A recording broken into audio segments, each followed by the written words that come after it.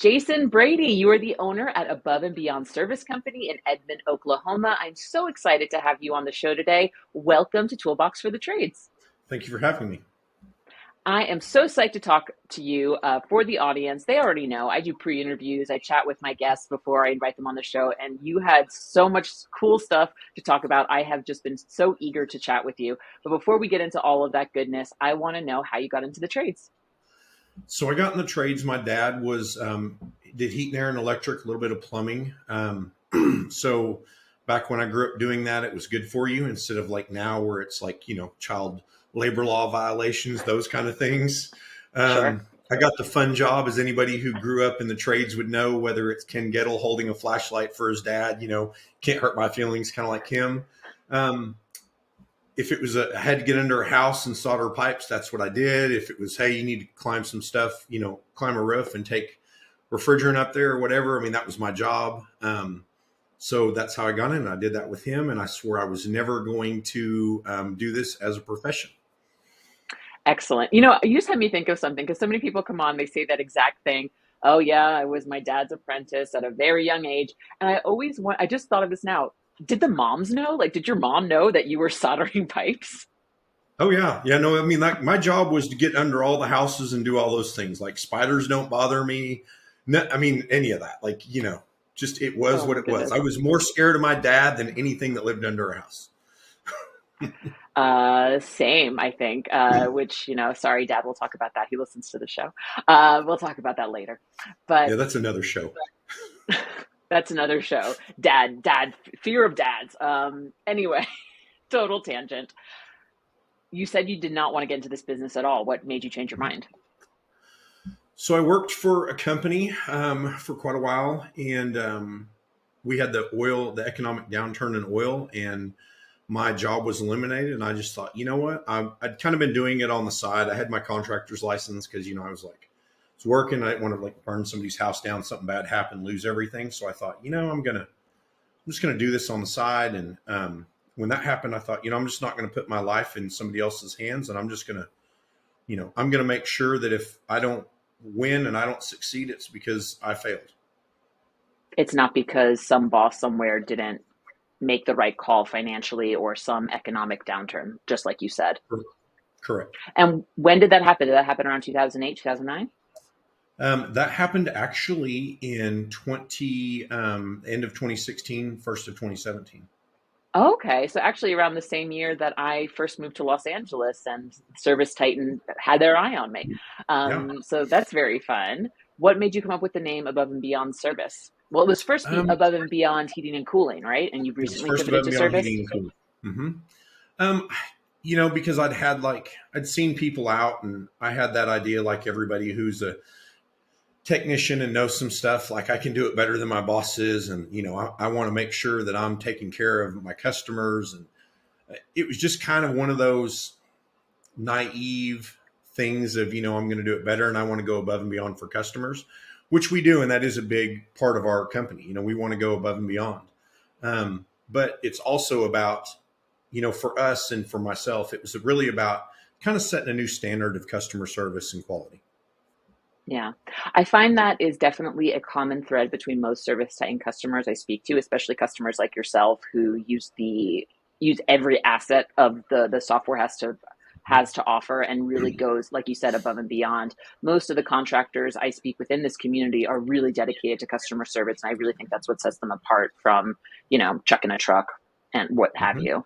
I want to talk because you recently hit a big, big, big milestone. I want to find out how you did Mm-hmm. it. But before I do, for anyone who's watching on YouTube, they will see that you have a hot pink background behind you with what you can see as big mistakes. So I'm wondering if you could tell me a little bit about the hot pink and the phrase behind you. Okay, so our old logo, I had a person design it for me.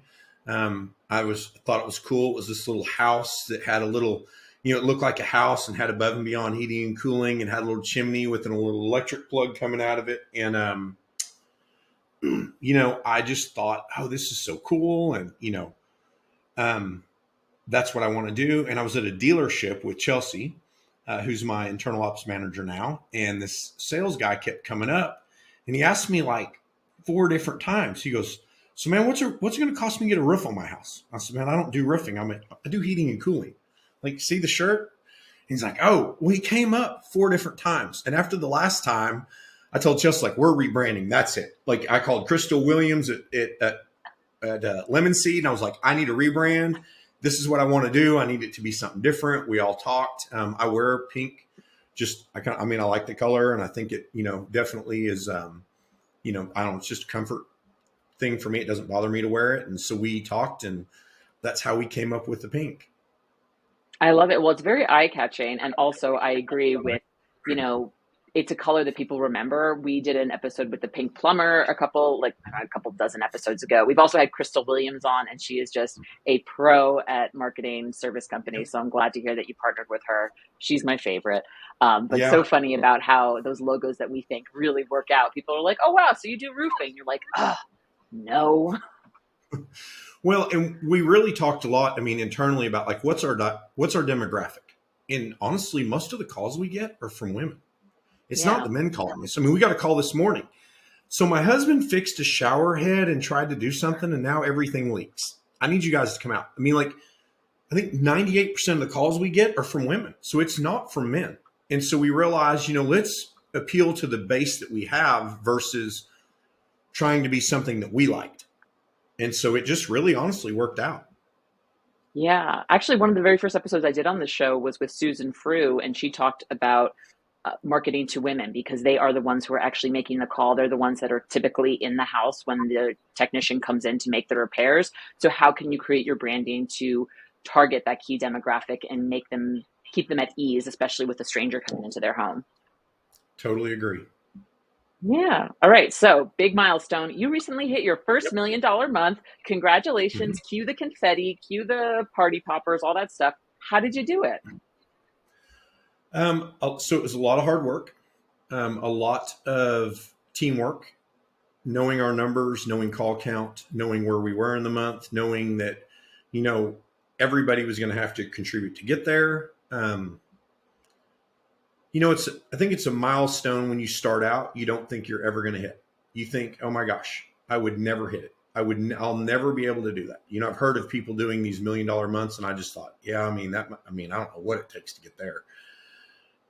But, a lot of it was having the right team in place, having the right culture, having empowering people. The sign on my wall, it says, I would never promote a man who has not made mistakes, and big mistakes at that.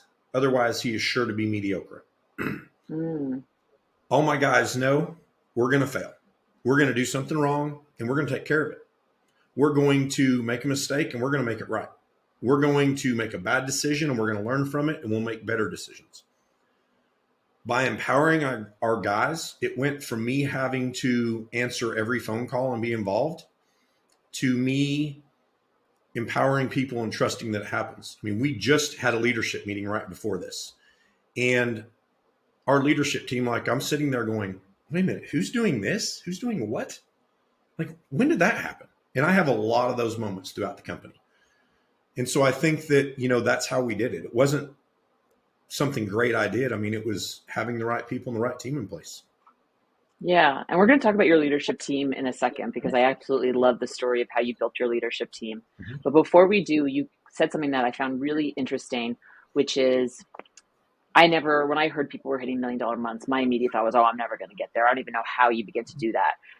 Talk to me about how you as a leader shifted your mindset to turning that from, I don't know how you even get to do $1 million a month to making it possible. Was that something that happened consciously or just happened as you kind of had more faith in your team? So I think it happened. So I think the first thing that had to happen is, as a leader and as somebody in there, I had to be open-minded. And so that was the first thing that I did. Was I was very open-minded about what we had going on. I'm very open-minded about different ideas, different processes, different thoughts. It's not all Jason's way. It's what ideas do we have? People come up with ideas all the time. Sometimes we implement them, sometimes we don't. But I think that was probably part of it. The other was I was willing to have mentors and coaches, willing to listen to people tell me, like, hey, this is, you can do this and you can do this better this way and you can do this better this way and that way. And being willing to hear how bad I suck at some things and owning that, hey, look, you don't have this figured out and you suck, but you can get better if you do X, and, I was looking at MAP goals today because I'm part of, the MAP program now out of California. And so I was looking today going, man, it's going to be a rough meeting in January this Friday. But I know that I've had better months, and I know that I'm going to have better months coming on. And I just realized like where I need to improve and where the company needs to improve and where I'm willing to take mentorship and move on. Yeah. Tell me about the MAP program. I've actually never heard of that before. So it's Management Action Program, and it is basically they have a unique leadership style. They're like EOS and different people. The difference with MAP, and probably the thing that helped me, ironically enough, is on the disc profile, I'm a high D, which probably would surprise anybody that's ever met me. Not at one least bit at all. Really? Yeah, no, everybody if anybody with ServiceTitan that knows me would go, yeah, Jason's a D. A high D, yeah. So the MAP program basically focuses on the leaders first and then on the company.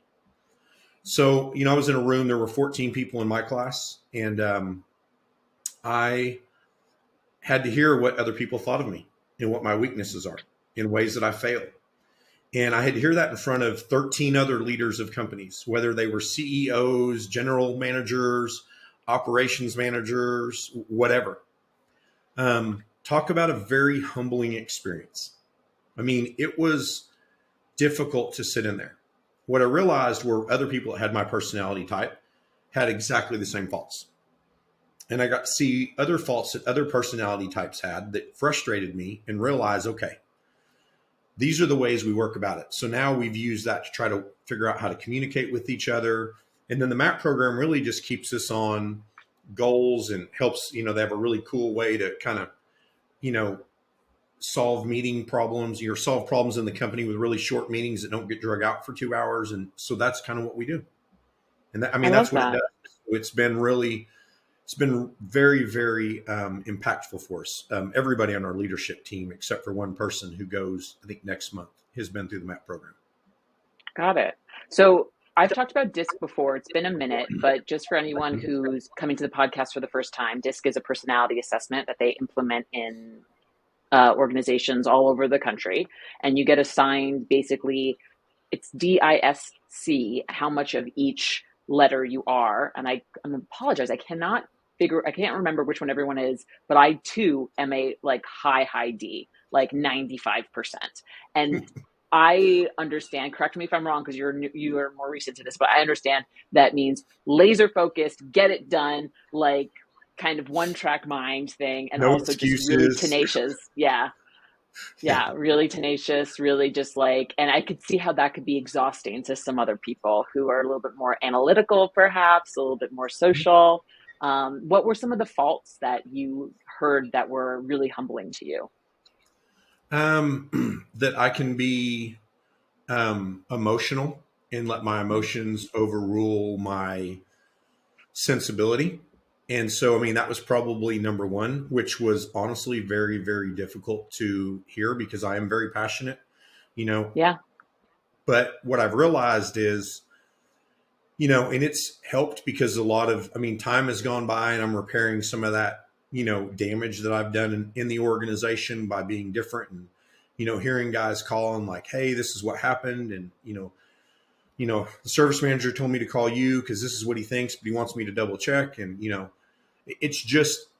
it honestly has helped communication happen more, and it's helped it become more transparent and honestly helped me connect better with the guys. So as rough as it was, and as even now as difficult as it is to talk about, it was very, very eye opening and very beneficial for me personally. Thank you so much for And opening up honestly for about our that. employees. Yeah, of course. No, thank you for opening up about that. I right there with you, very emotional myself. It took me a couple years in my career to really get that, to rein that in and to not take things so personally. So I'm with you on that, but it sounds like you've really gone above and beyond. Hey, how many times am I going to do that in this call? Really gone above and beyond to correct for that. So that's Mhm. fantastic. Now, Yep. speaking of DISC, this came up when we originally spoke about your leadership team, which you pride yourself on having a very strong leadership team. So I would love for you to tell me a little bit about them. You already mentioned one by name, Chelsea. So tell me about your leadership team. Okay, so we have Chelsea, who Chelsea started with me as she was the first CSR I hired. Prior to that, it was myself and a guy who did some sales, and we thought we were just killing it on the phone. And I hired her and really didn't know how to train her. And so I reached out to Chris Hunter and was like, hey, buddy, um, I need somebody that can really help me. I just need her to answer the phone. And so he referred me to Angie Snow, and Angie Snow called me. And Angie Snow's like, hey, and she's like, yep, I can take care of it. And, we'll help you out. And so Angie and her worked together, which was great. Angie Snow is probably the best CSR coach I have ever met in my life, probably on the planet, hands down. Um, Angie started helping her learn how to answer the phone and do things, and kind of gain confidence. And so one day I used to have a couch in my office, and Chelsea came in and she sat down and she was like, so I need to talk to you. And I was like, okay. And she goes, I need you to not get mad, not say anything, and just kind of listen. And I was like, okay.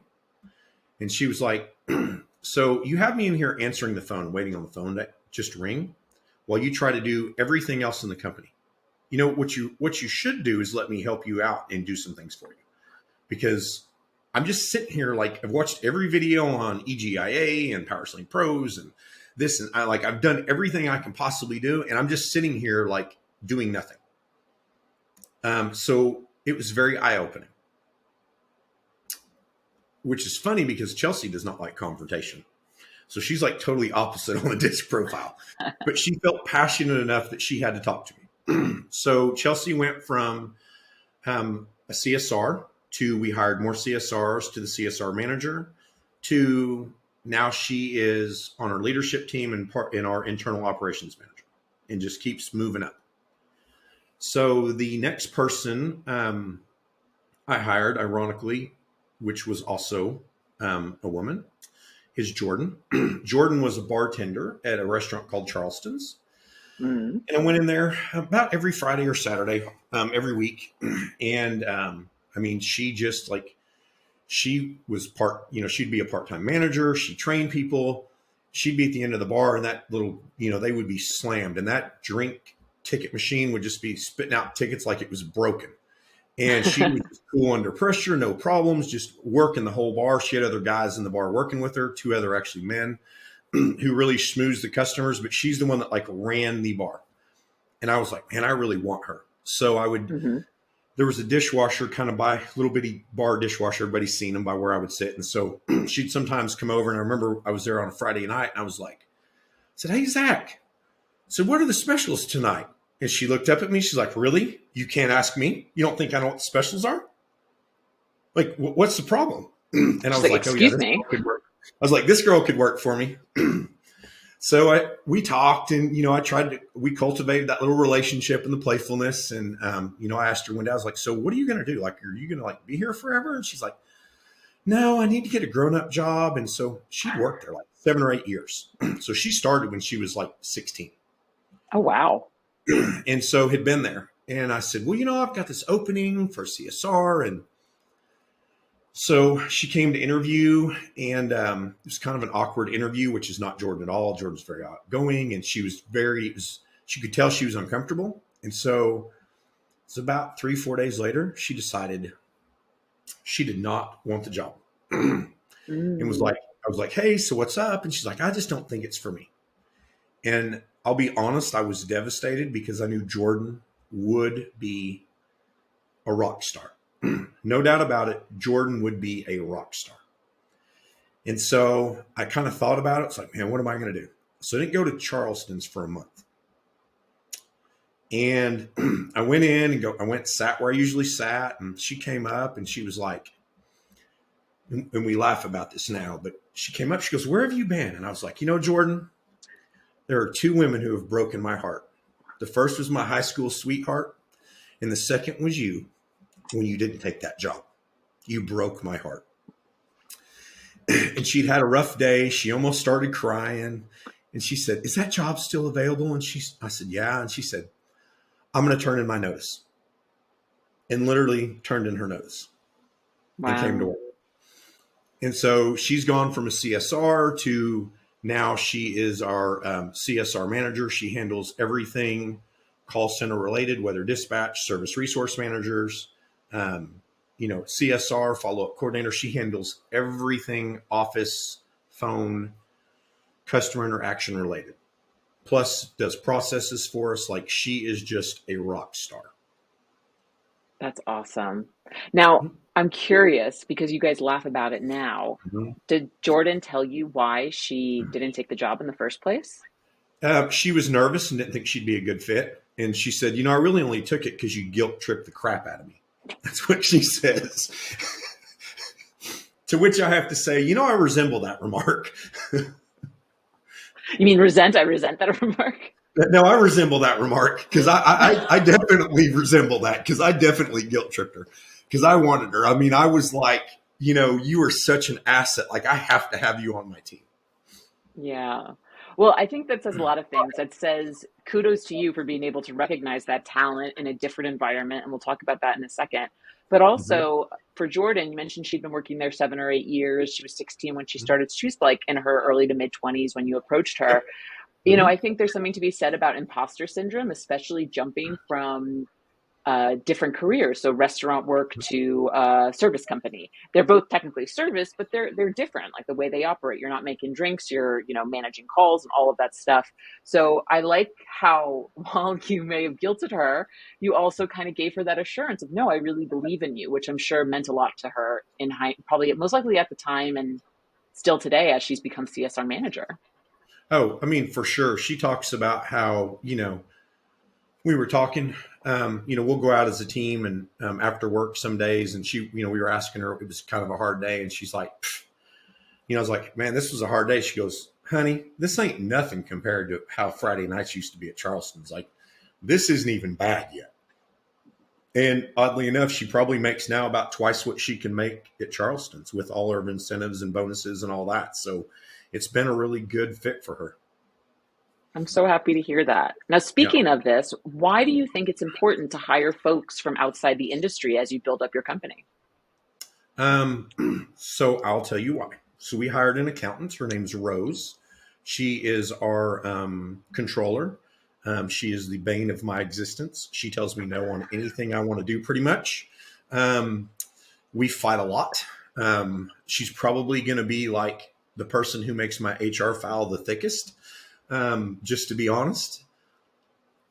And she came from a huge company. And for me, having people on our leadership team that are mostly from other industries, they bring different perspectives. All us HVAC people or electricians or plumbers or whatever it is, we all know how we've done it forever. We've all done it this way. You have people from outside of the industry that go, "Hey, there's a better way to do this." When Rose came in, she was like, "You guys are so messed up. You totally lied to me in my job. Like, you did not tell me it was this bad." And I'm like, "What are you talking about?" She goes, "No, no, no. This isn't right. And this isn't." And they've helped us see, like, especially like with Rose, she's helped us find a lot of areas of improvement, ways to be more profitable, ways to decrease costs, ways to make employees happier. I mean, it's a whole different mentality from outside of the industry versus in, because we know how we've always done it.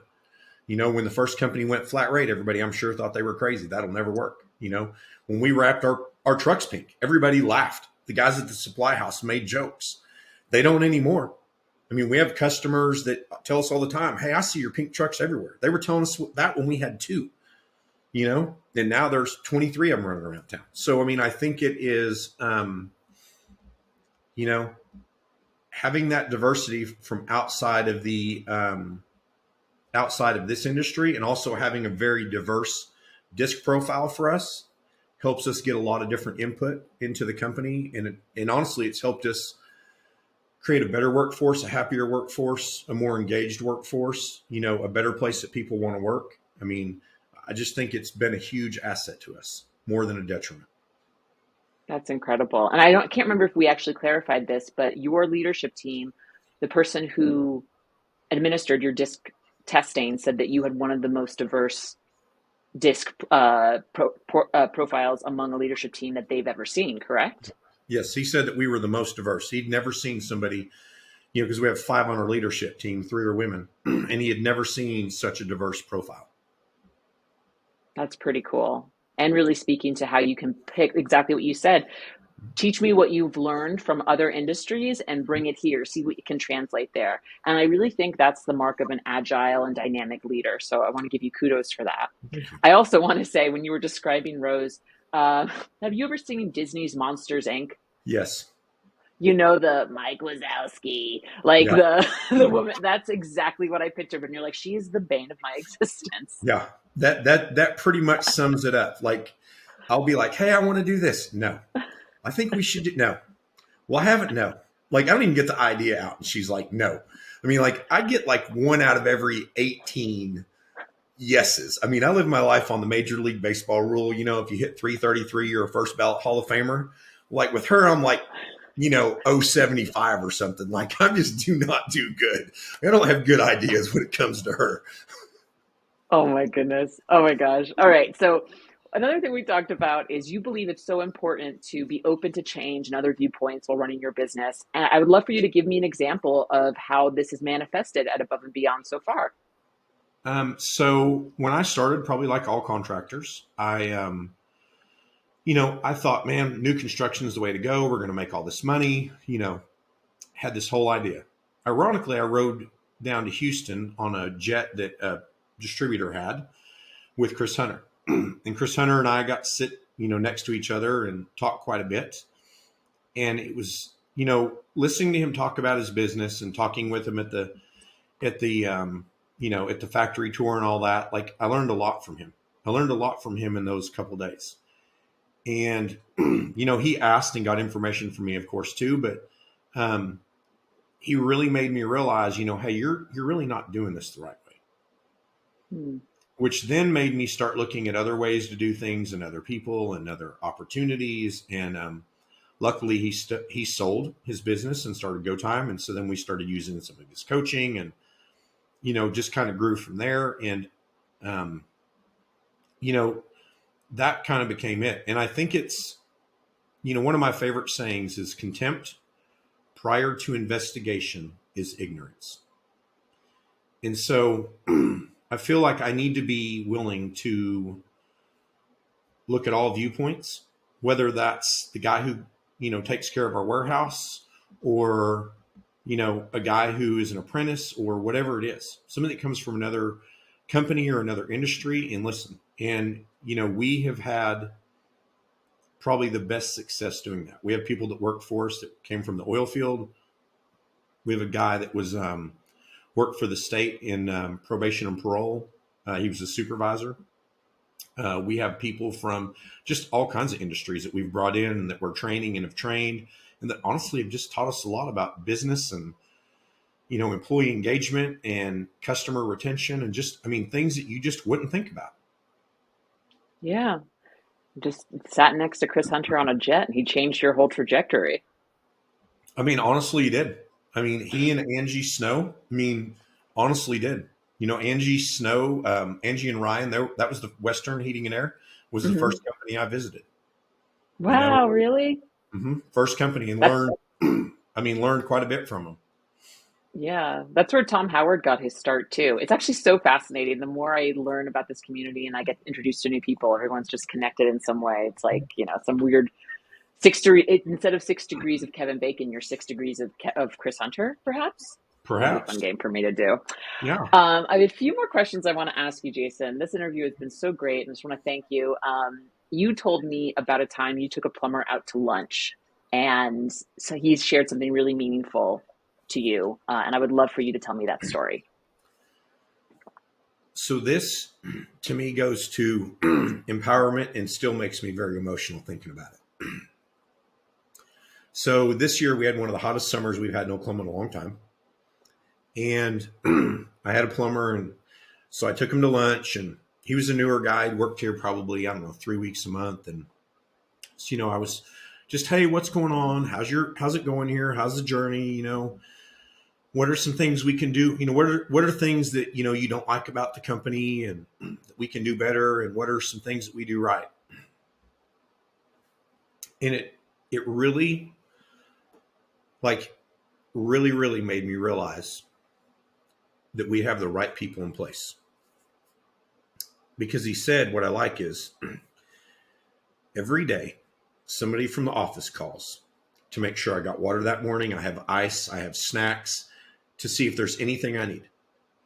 And if there's something I forgot, whether it's a snack or I'm a little bit hungry or I'm hot, they will run something out to me. They will have somebody run something out, whether that's a warehouse person, somebody from the CSR team, a manager. I had no idea that was going on at all. In that, I think having a diverse group of people in your organization from different organizations and different leadership walks, and empowering them to make decisions for the company, I think you get that kind of leadership and you get that level of care. Yeah, that's And incredible. to me, that's above and beyond, not just for our customers, but for our guys.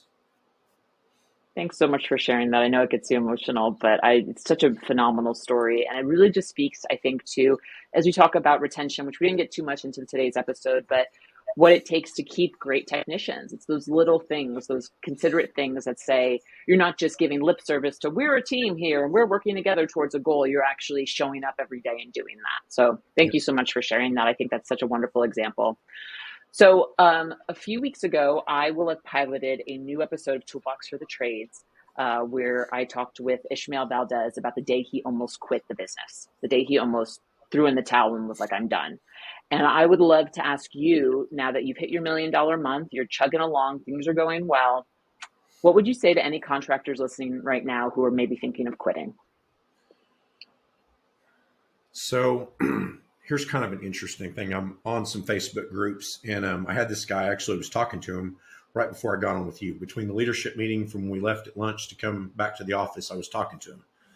And his post on that I saw Saturday morning said, hey, I'm in Southeast Oklahoma. I'm running a business. I have this many guys, this many vehicles. This is my revenue. I can't do it. I'm ready to quit. I'm looking for somebody to buy my company. If anybody's interested, hey, let me know. And I sent him a message. I said, hey, I sent you a DM, and I sent him a message. I was like, man, I've been there. I know what that's like. Give me a shout. Let's talk. I was like, don't give up. Don't start doing that until you know for sure that's what you want to do. I said, because it sounds like you're frustrated. And I talked to him today, and he talked about, man, how he's frustrated and, things just aren't going the way he thinks they should. And, I can identify with that a bunch of different times. And it's kind of interesting because in 2019, we were at a point where I wasn't sure if we were going to stay in business. We were going to lose 130,000 that year. We went to Praxis. I had talked to Trey McWilliams and had been down at his place, and he talked about how, Praxis was so instrumental, and he spent quite a bit of time talking to me. And we joined Praxis in November, went down in December. Cost us about $30,000 between airfare, somewhere to stay, food, just everything. We took, all the key people from our company down, literally paid for the $30,000 and then only lost $119,000 that year. Like, had I not been willing and open to change and realizing I didn't have it figured out, like that was going to be my moment. We were done. And that was when COVID was happening. That was when things were getting harder. But they helped us kind of figure out all the things that we were doing wrong. I got like the introduction to things you need to do differently from Chris Hunter. And then I got some more introductions from, his coaches. And then when we went there, it was like we were doing weekly coaching and things were just moving along. And I'll be honest, that was probably that moment where I was like, man, I'm done. Like, if this doesn't work out in the next month or two, I'm done. I'm done fighting. I'm done with all the hassles. And a lot of it, I'll be honest, between Praxis and Map, the biggest struggle that I had was empowerment, was not empowering people to do their job. Um, and there were a lot of things operationally we did that were just horrible. I mean, I'm not going to say that we had that all figured out, because we didn't, but um, those were the moments. And what I learned was, and I tell people this quite a bit, there's this garden hose, fire hose theory I have. It's like a garden hose is like, well, I don't know what it is in California. It might be 3 gallons of water there. I know you guys are rationed, but where I'm at, it's like 6 to 9 gallons of water per minute come out of a garden hose. In Oklahoma City, a fire hose can do like 3 to 500 gallons a minute. And so, if you're one of those owners that you have to have everything run through you, you're going to be like Ishmael was, like I am, like the guy I talked to, Destin, today, was ready to give up, because everything has to go through you. If you're a fire hose, you have so much going on, you only deal with the important stuff. It's, some people call it the 80-20 rule. There's a lot of ways to look at it, but what I realized was there had to be a different way. And once I changed that mentality and started really empowering people and not being involved in every decision, that's when I was no longer ready to just quit every day. Wonderful, wonderful way to summarize a lot of what Ishmael said on his episode. Mm-hmm. And, just that constant reminder of we can't do it all. And D's like us, who are super tenacious, very emotionally driven, we want it. We want to have our hand in everything. We want to make sure everything goes out like that, the way we want it to. But in order to grow and to scale, you just can't do that. Mm-hmm. No, you can't. The problem becomes, and I mean, Ishmael would probably say this, we haven't talked about that. But, when you're doing that, you're the guy that's working from 6 in the morning to midnight, or 5 in the morning to midnight. Like, you're the guy that's doing everything. When you do, and it's funny because, like, I'll come in the morning some days and see the guys off at the warehouse, just kind of check in, see how people are. And then I'll go work out. And then I won't come back to the office for, hour and a half. I'll go work out, shower, eat, come back. And people are like, I see you to finally show up. But I can do that because we have a team that allows me the opportunity to do that, because we have people in place who allow me to, if I need a mental health day, if you will, and I just really am just tired, they're like, man, just go home. We got it. We got this. Yeah. You don't have to worry. Your phone doesn't have to ring. And it's, I can remember the days where if you called me in the morning, Jackie, if you called me before 10, there was a 99.9% chance by the end of the day, my iPhone would not have your call in it anymore, because I took so many calls during the day. Oh my I God. mean, my phone rang all the time. Like, it rang all the time. I mean, it's all I did was I was on the phone all day long. And to go back to what you said about ServiceTitan, the more we used ServiceTitan, once we hit the leaderboard and got on that leaderboard, it was like my life started getting easier because we used more ServiceTitan. Guys are more autonomous. Guys don't call with questions. They already know the answer. They have that answer. They have those forms. They have those processes. Blue Collar Nerd shared about Sweet Process. I was like, we're doing this. This is what we need to do. We're going to have this filled out for everybody. I mean, the more we've done that, the easier my job has been. The less I want to quit. The less I'm frustrated, the less I'm irritated, the less my high D comes out, because I mean, it's just stressful. All these guys that are just trying to do everything, like, it's stressful, and I get it. I could never go back to that way. I'd have to go get a job. No, the way you just described nonstop phone calls all day is my personal torture. So I hear you on that, and thank you for saying such wonderful things about ServiceTitan. Yeah. I say it's always nice to hear from customers who are truly getting the value out of a software that I represent and I work for. So I always love to hear it. So thank you. I've got one question for you, Jason. This has been such a fun conversation. It's the hardest question I sent you, which is, if you had to choose a song to be the soundtrack of your life, what would it be? I thought about that, and honestly, Jackie, I mean, I don't know. I'm going to say this, and I'm going to throw a plug out in here. So I live a very blessed life. I'm very fortunate to have the people on my team I do. I'm very fortunate to have the life I have. It's not always been perfect. It's not always been great. Um, and I've not always been the easiest guy to work for or be a friend with, or be married to. But I can tell you that, at the end of the day, I think for myself, life is a lot about being better day after day. And I'll tell you the people that I respect most at ServiceTitan, and it's all the CSMs, because those Mm. people work tirelessly for us behind the scenes. They don't always get everything right, just like we don't in our contracting businesses. ServiceTitan doesn't always get everything right, just like we don't in our contracting businesses. But I think the CSMs are the most undervalued, underrated people of your organization. And so, I mean, honestly, when I think about like, you know, what's the soundtrack of my life? I don't know. It's the people I'm grateful for, or the people like the CSMs that work tirelessly to help all the contractors have a better business and better experience with ServiceTitan. All right, I will take that answer. You took my question about your music taste and you turned it into an incredible compliment to our incredible success team, which I cannot wait to share with them. So thank you so much, Jason. You're welcome. I loved this conversation. Thank you so much for being a guest on Toolbox for the Trades and for sharing all of your learnings with us. I have no doubt that Above and Beyond is going to be doing some great things. Which, by the way, any kind of goals that you want to put out there in the universe? What's next for Above and Beyond? So our goal this year is to grow by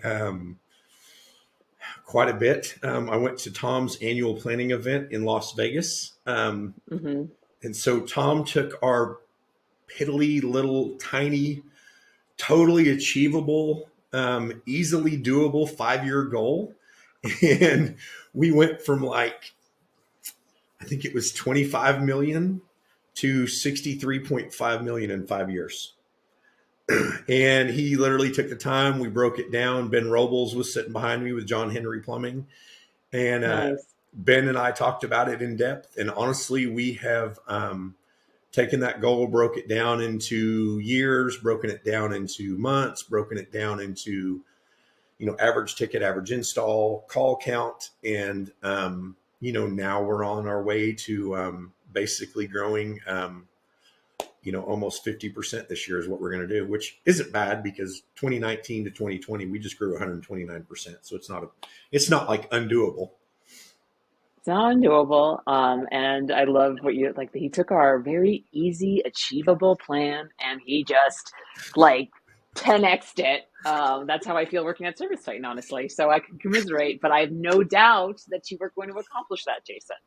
I don't either. I mean, we were really scared about it. And I'll be honest, when Tom said that, I was like, you have lost your mind. But Tom also has been a great mentor along with Chris and those guys. And, Tyson Freeman, some of those just amazing people at ServiceTitan. And I'll be honest, what I've found in this industry is nobody throws you out there. If you're willing to ask for help and willing to implement what they offer, nobody has been willing to just throw us out there and let us figure it out. They're willing to help us figure out how to get there. And that's really honestly what I appreciate probably the most. Yep. Me too, actually. So we're aligned there. Jason, thank you so much for being a guest on Toolbox for the Trades.